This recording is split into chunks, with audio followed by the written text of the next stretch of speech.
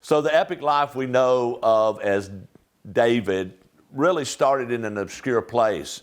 In the early years, he wasn't found in castles or prep schools. In fact, David didn't train in the military. David's start was far from a throne or a stone that slew a giant.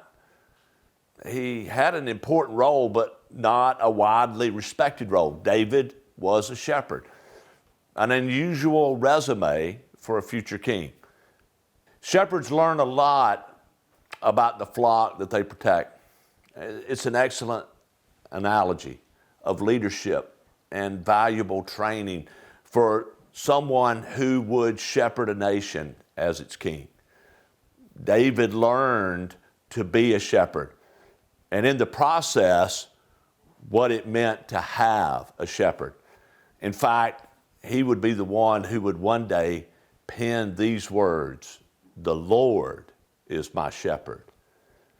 It's challenging to be a leader if you don't know how to be a follower. David followed God, and God led him into the wilderness to shepherd his father's sheep. First, he shepherded a herd of sheep, but soon he would be selected, anointed, and empowered by God to shepherd the nation of Israel. Why wasn't David getting military training? Why wasn't he enrolled in a pre-military training program for the Israeli Defense Forces? In fact, he must have longed to be near the front lines of the battle like his brothers. But God put him in a place that prepared him for the future, a place with more action than the front lines. There are predators during this time in the Middle East. Wild animals dwelt in the region where David was shepherding the flock.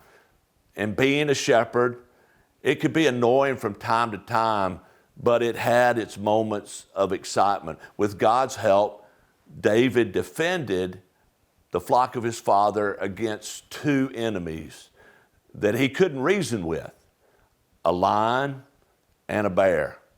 He conquered both, lived to tell about it, and probably had no idea at the time that the wilderness would prove to be a better training ground than the front line of the battle.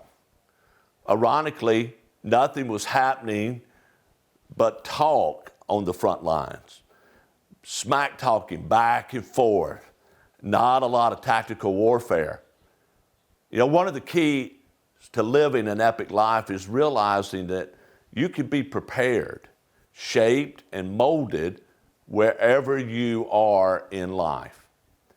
We're sometimes called to grow where we're planted. David was being prepared by being left at home. He was a fascinating follower of God. You know, David had a relationship with God that is fascinating on a number of levels. And beginning in 1 Samuel 16, we read the story as David is sought out by God, and David returns to him many times as he falls and he gets back up. He falls, God lifts him back up. He falls again, and God, the Good Shepherd, remains faithful. You know, David, like us, is full of imperfection that makes him prone to wandering off into the wilderness of the flesh. Yet God describes David as a man after his own heart. I've thought a lot about what that means. It doesn't mean he's a flawless man. In fact, he is a man full of flaws. He is a man who could write and will write, "You do not delight in sacrifice, or I would bring it.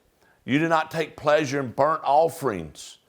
The sacrifices of God are a broken spirit, a broken and contrite heart. Oh God, you will not despise these." You know what makes the difference is a heart that is surrendered to God and understands that it cannot live without a relationship with Him. when it comes to what matters most to God, it's the heart that drives us. You know, I'm sure that most of us have felt the way that David must have felt as he sat watching over his father's sheep, wondering about his purpose and meaning of his life.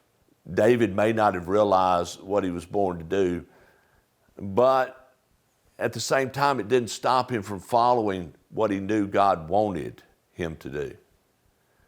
What if there is just one thing that you were born to do and you miss it because you do not follow where God leads you?